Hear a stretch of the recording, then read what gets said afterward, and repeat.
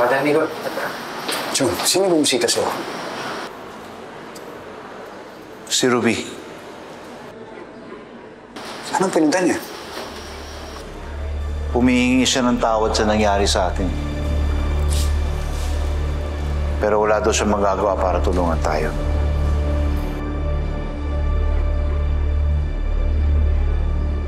Akala ko naman dumating ninintay natin milagro. Wala pala. Pero binigay niya sa akin to.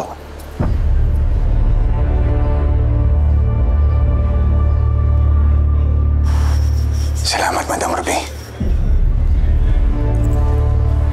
Kung gagamitin natin to, malaking kasalanan yun. Father Nico, pag hindi po tayo tumakas dito, sure ball, 10 all tayo dito. Chong, bakit ito na yung dinadasal natin kanina? Ito na yung milagro na hinihintay natin.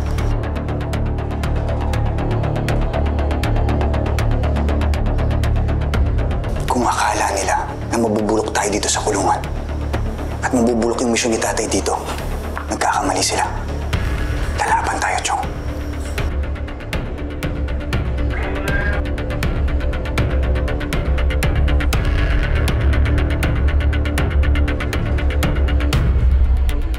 Kaya yung tatlo, pinapatransfer na kayo ni Chief.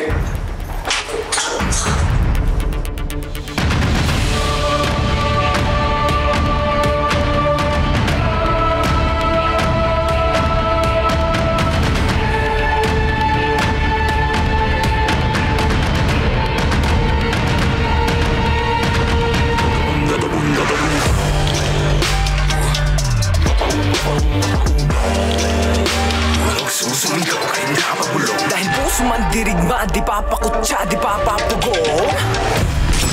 Father, ano ka sa akin? Kanina ba ako nainis sa'yo?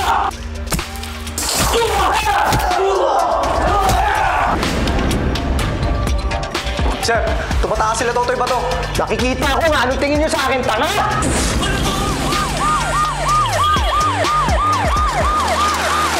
Kasalukuyang pinaghahanap ng kapulisan ang tatlong pugante na sina Jet Javier, Father Nicolas Monte at Alan Monte Jr. na mas kilala sa palayaw na Totoy Bato.